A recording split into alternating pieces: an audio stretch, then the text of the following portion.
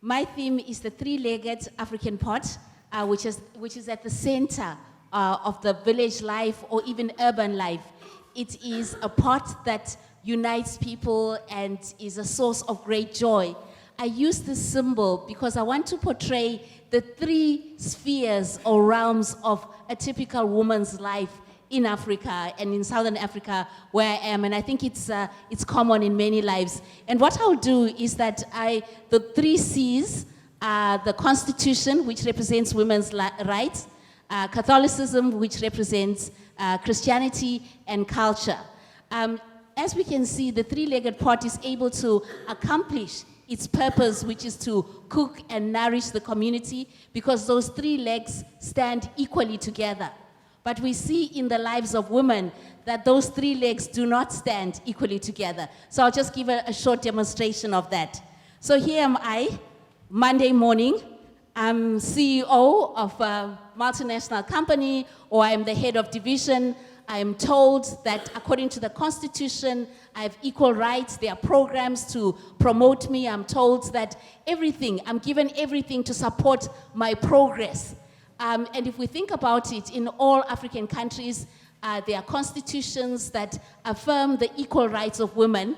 Just recently, the Maputo Protocol, signed by many governments, is promoting the equality of women. And it's very interesting that when you look at the top 10 countries that have a high representation of women in parliament, Africa is represented by 5 countries in the top 10.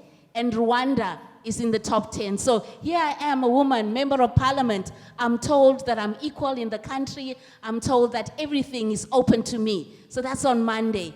And then on Sunday, when I go to church, I am told that I'm equal according to the Catechism.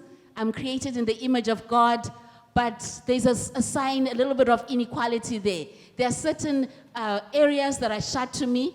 Even if I'm called to be a priest, I'm not allowed to be there. So I have a kind of ambiguity because I'm equal and unequal, a very difficult state to be.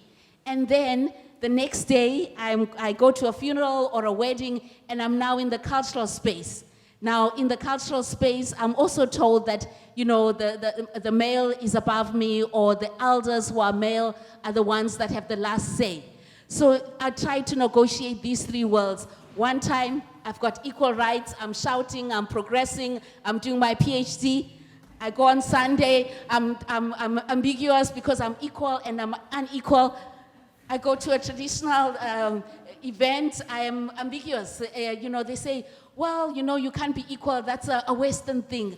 In our culture, our African women, those quotations, or if you are doing something, it's un-African. So here I am, one woman with the three-legged pot, with those three legs not equal. And so I move from here, and then I move from here, and then I move from here, and then I don't know whether to sit on both.